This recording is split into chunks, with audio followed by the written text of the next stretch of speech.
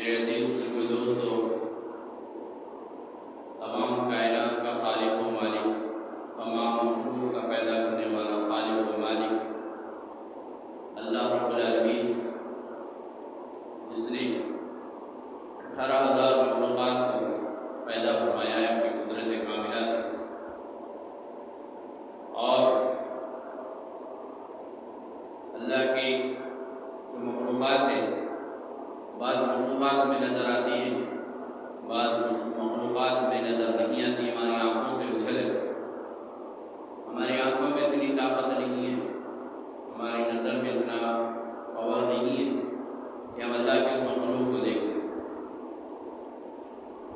ہم کو جو نظر آتا ہے اسی کے اوپر اکتفا کرتے ہیں بعض مرتبہ، لیکن جو اللہ کے 18,000 مخلوقات ہیں ان تمام کا خالق و مالک اللہ ہے، اس کا یقین رکھنا ہے، اس پہ ایمان رکھنا ہے۔ سمندری مخلوق کو دیکھ لو، زمین کی مخلوق کو دیکھ لو، زمین کے اندر کی مخلوق ہے، زمین کے اوپر کی مخلوقات ہے،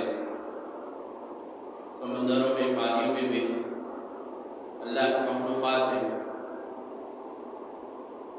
بہت سی ہیں، جمادات ہے، انسانیت ہے، حیوانیت ہے، جنات ہیں، فرشتے ہیں، ایسے 18,000 مخلوقات۔ انسان کو پیدا کرنے سے پہلے بھی اللہ کی مخلوقات تھی۔ جب اللہ تعالیٰ نے انسان کو پیدا کرنے کا ارادہ فرمایا، قرآن میں آپ دیکھیں گے تفصیلات اس کی موجود ہے۔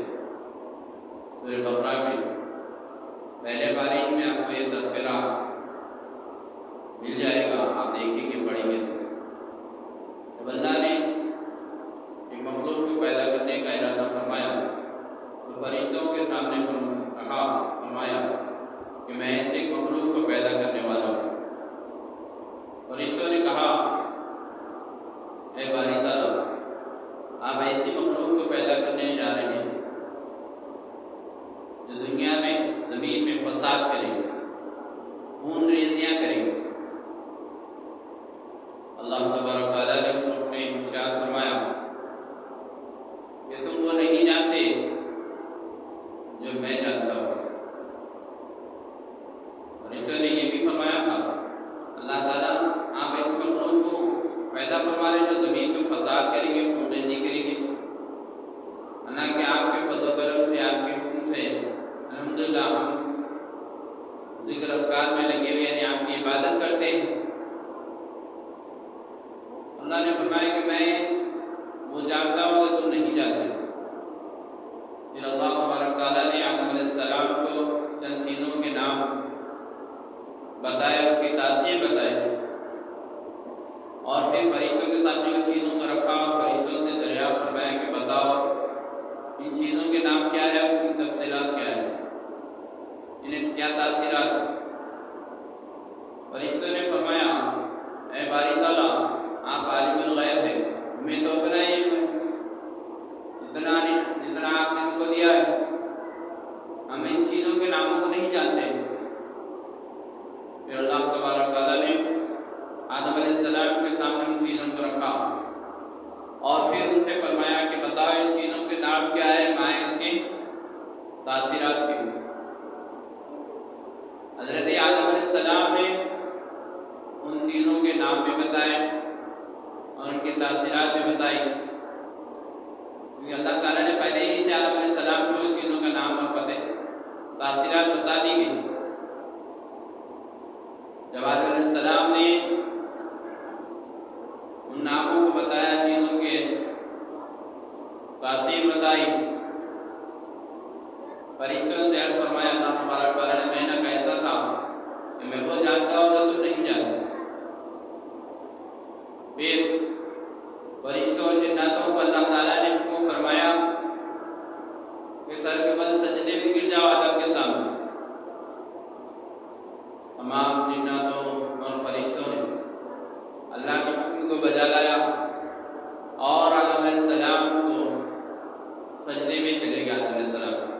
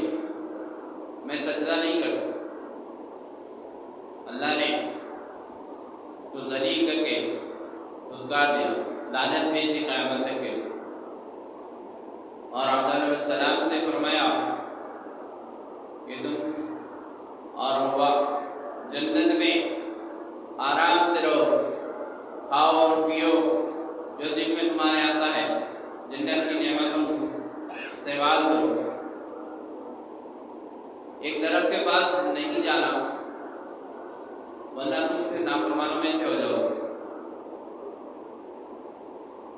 شیطان ابلیس نے اما حوا اور آدم علیہ السلام کو بھٹکایا، بہکایا اور ان سے غلطی کروا دی، وہ درخت کے پھل کو کھلوا دیا،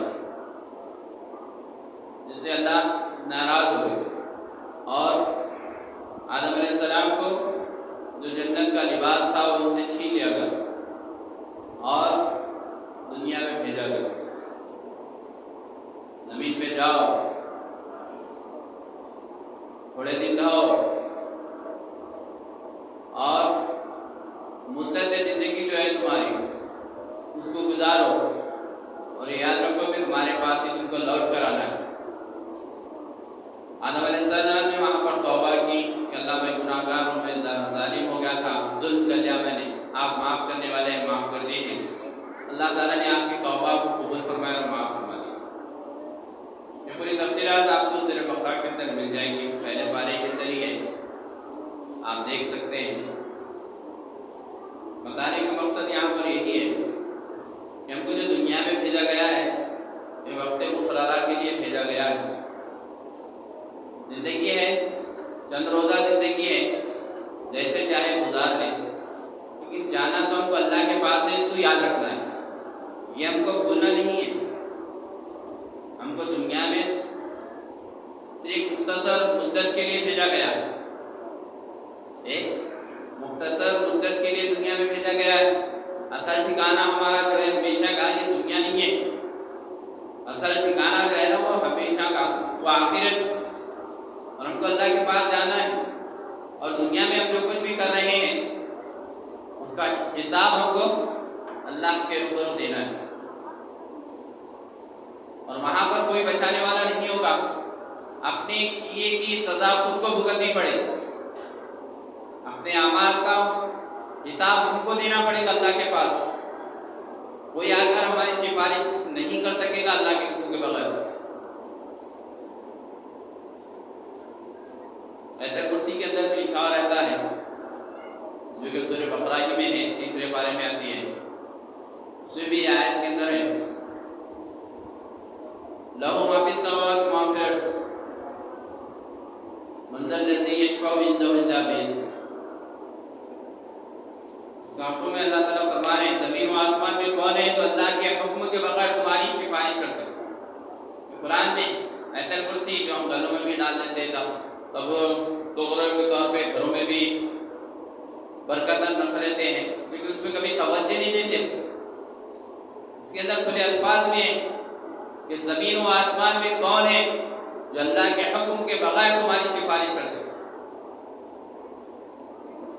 تو اللہ کا حکم ہوگا کوئی سفارش کریں گے، وہی اللہ کے نبی صلی اللہ علیہ وسلم، اور اگر نہیں ہوگا تو نہیں کر سکے گا۔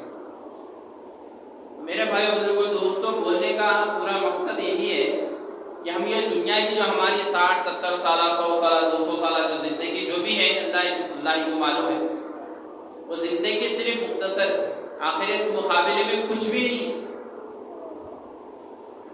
مثال دے کے بتایا اللہ کے رسول صلی اللہ علیہ وسلم، جس کا مفہوم خلاصہ ہے کہ اندر سمندر کے پانی کے اوپر سوئی کو ڈبایا جائے تو سوئی کے ناکے کے اوپر، نوک کے اوپر جو پانی کا قطرہ باریک سا لگتا ہے وہ دنیا کی زندگی ہے، اور جو سمندر بھر جو پانی ہے وہ آخرت کی زندگی اس سے بڑھ کے ہے۔ اب ہم دیکھتے ہیں، مشاہدہ کرتے ہیں دنیا کی زندگی کا، جو کہ ایک دم مختصر، نہیں کے برابر، آخرت کے حساب سے اگر دیکھا جائے تو نہیں کے برابر کی زندگی ہے، 2-2.5 گھنٹے کی زندگی ہے یہ، جس کا بھی تذکرہ قرآن میں موجود ہے۔ اللہ فرمائے قیامت میں فرشتے پوچھتے ہیں کہ تم دنیا میں کتنی زندگی گزارے ہوں گے، بولیں گے کہ ہم یادش نہیں، ہمارے کتنا تھے دنیا کے اندر، ایک خواب کی طرح سے دکھ رہا۔ بہت بھی اگر کوشش کرے تو 2-2.5 گھنٹے یہ ہوں گے دنیا کے اندر۔ آپ کے جو گنتی کرنے والے فرشتے ہیں ان سے معلوم کروا کہ ہم کتنا مختصر دنیا میں رہ کے آئے ہیں، تو پھر وہاں پہ جواب میں یہ کہا جائے گا کیا ہی اچھا ہوتا کہ اگر تم وہ زندگی اللہ کے حکموں پر چل گزار کیا۔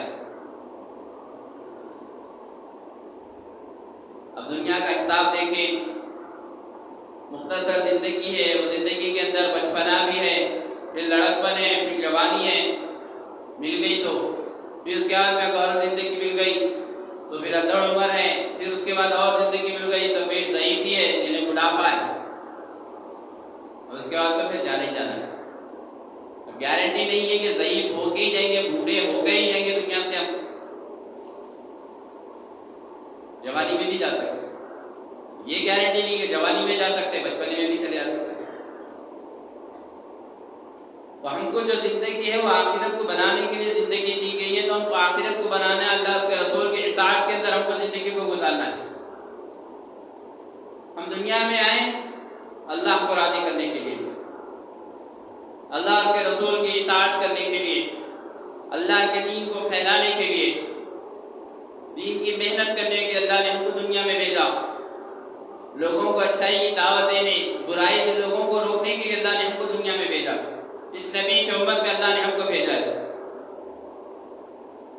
ہم اس چیز کو بھول گئے اور دنیا میں آ کر ہم ایسے ہو گئے جیسے دنیا میں ہی ہم کو رہنا ہے، آخرت کا کوئی مسئلہ ہی نہیں ہے ہمارے۔ ہم ایسے زندگی گزار رہے ہیں جیسے کہ ہم کو موت آنے والی ہی نہیں ہے، اپنی من چاہی ہم زندگی گزار رہے ہیں، ہمارے دل میں جو آتا ہے ہم وہ کریں گے، نہ ہم ہمارے ماں باپ کی سنیں گے، نہ ہم اپنے بھائی بہنوں کی سنیں گے، نہ ہم اپنے رشتے داروں کی سنیں گے، نہ ہم ہمارے اڑوس پڑوس کی سنیں گے، نہ بڑوں کی سنیں گے، نہ چھوٹوں کی سنیں گے، بس ہماری مرضی میں جو آئیں گے ہم کریں گے۔ جب یہ زندگی کے اندر تصور آ جا رہا ہے انسان کے، تو آج جو دنیا کے اندر حالات ہیں اسی وجہ سے ہر ایک انسان کا یہ جذبہ ہے کہ انسان میری سننا سو، میں کسی کی نہیں سنوں۔ لڑائی جھگڑے جو ہوتے ہیں اصل وجہ یہ ہوتے ہیں، ہر ایک کے اندر کیا ہے؟ تکبر، ہر ایک کے اندر میں بنا، ہر ایک کے اندر میں کا معاملہ زیادہ ہو رہا، برداشت کا تو مادہ ہی نہیں ہے، صبر کا تو مادہ ہی نہیں ہے۔ اللہ قرآن میں اللہ تعالیٰ فرما رہے ہیں کہ اللہ کی جو مدد ہے نماز اور صبر کے ذریعے سے حاصل کرو، قرآن کے الفاظ ہیں جس میں اللہ تعالیٰ فرما رہے ہیں کہ اللہ کی جو مدد حاصل کرنا ہے تمہارا، تو تم کس طرح سے حاصل کرو؟ نماز اور صبر کے ذریعے سے اللہ کی مدد حاصل کرو۔ اور ایک جگہ یہ بھی فرمایا اللہ تبارک تعالیٰ، اس کا مفہوم خلاصہ ہے کہ اللہ تبارک تعالیٰ صابرین کے ساتھ ہے، صبر کرنے والوں کے ساتھ، لیکن وہ صبر کا مادہ ہمارے اندر سے ختم ہو چکا ہے۔ صبر کرنے کا جو مادہ ہوتا ہے وہ ہمارے اندر سے ختم ہوتا چلا جا رہا ہے۔ آئے دن ہم دیکھتے رہتے کہ چھوٹے چھوٹے باتوں کے اوپر بڑے بڑے مسائل ہو جا رہے ہیں، یہاں تک کہ قتل و غارت گری ہو رہی ہے۔ شہر کے حالات آپ بخوبی واقف ہے، چیزوں سے دیکھ رہے، آپ جان رہے ان چیزوں کو کہ حالات کیسے بدتر بدتر ہوتے جا رہے ہیں، معمولی مسئلے کے اندر مٹرا ہو جا رہا ہے، معمولی چیزوں کے اوپر، چھوٹی سی بحث کے اوپر قتل ہو جا رہا ہے۔ زندگی کا کوئی تو کوئی نہیں ہے، میں نہیں ہے کوئی مان۔ ایک جانور کے اوپر ظلم ہو رہا تو اس کا احساس ہو رہا، بعض تنظیمیں ہیں کہ ظلم کرے، جانور کے اوپر ظلم کرے، اور کیا ہے قانون لاگو کر دے اس کے اوپر، لیکن یہاں انسانوں کا قتل ہو جا رہا چھوٹے مسئلے کے اوپر۔ دو دور جا رہے، ساتھ میں کھا رہے، ساتھ میں پی رہے، ہنستے کودتے گھر سے لے کے جا رہے، آپ کھاتے پیتے، کچھ بات کے اوپر انبن ہو گئی، ارے دوست ہے آپ کا، آپ صبر کرنا، آپ خود ہی اس کو لے کے آئے گھر سے، آپ خود انہیں بلائے تو آئے گھر سے آپ کے نکل کے، اور یہاں پر تھوڑے سے مسئلے کے اوپر اٹھائے مار کے کیا ہوا؟ ارے ابھی لے گئے تھے ساتھی، کون مارے؟ دوستی تھے ان کے، کون مارے؟ رشتے داری تھے۔ کیا ہو گیا انسانیت کو؟ انسان جانور سے بدتر ہو گیا۔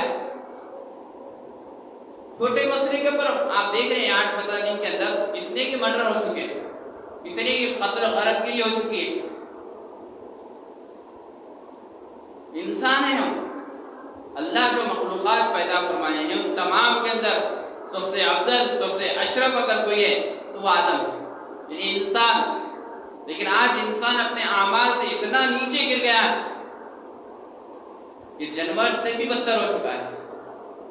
ایک معنوں میں انسان نما جانور ہے، دکھنے میں انسان ہے، انسان کی کیٹیگری میں اللہ اس کو پیدا کرا ہے، لیکن اس کے اندر جانوروں سے بھی بدتر آساو آ چکے اس کے اندر. تھوڑا سا صبر کریں تو مسئلہ حل ہو جاتا ہے. بڑے بڑے مسائل جو ہوتے ہیں تھوڑا سا صبر کرنے کے اوپر مسئلے حل ہو جاتے ہیں. لیکن صبر کا مادہ جب ہمارے اندر سے ختم ہو چکا ہے تو ایسے ہو گئے ہیں کہ چھوٹے معمولی مسئلہ رہ رہا ہو، کوئی تو 100 روپے کے اوپر مٹر ہو جا رہا، کسی کو تو پانی نہیں دیے بلکہ مٹر ہو جا رہا،